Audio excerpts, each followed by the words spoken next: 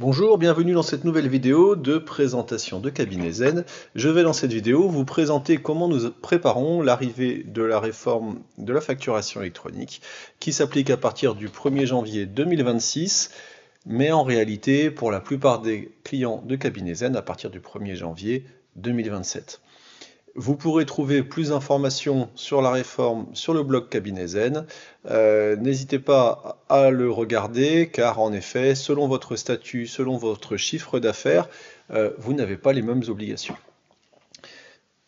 Ce formulaire, qui va vous être accessible prochainement, vous permettra de paramétrer Cabinet Zen afin comme il le faut pour que vous puissiez répondre aux obligations.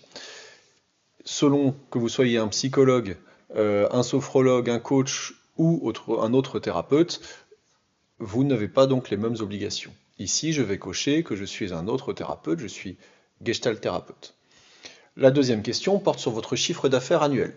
Est-ce que vous touchez plus ou moins de 37 500 €? C'est le seuil qui fera que vous devrez payer ou non la TVA. Ici, je vais cocher moins de 37 500 €.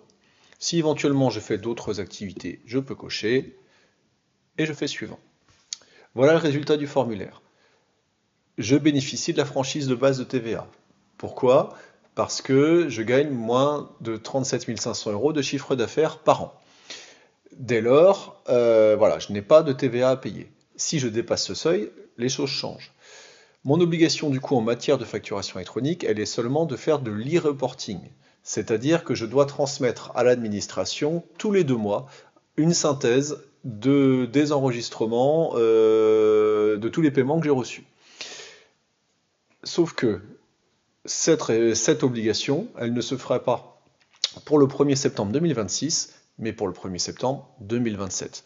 La majorité des clients de Cabinet Zen ne sont en réalité obligés d'être conformes à la réglementation en émission à partir du 1er janvier 2027. Ce qui fera la différence, c'est si vous payez ou non la TVA et votre type de métier. Dès lors, je confirme et j'arrive sur cette interface. Cette interface vous sera prochainement accessible, comme je vous le disais tout à l'heure.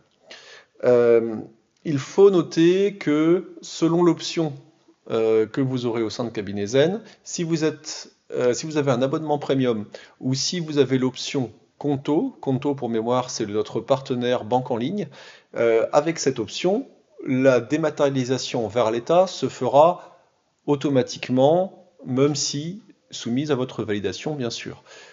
Si vous n'avez pas cette option, vous aurez toutefois le travail facilité parce que Cabinet Zen va vous permettre de télécharger dans un fichier zip tous les fichiers nécessaires à transmettre à l'administration.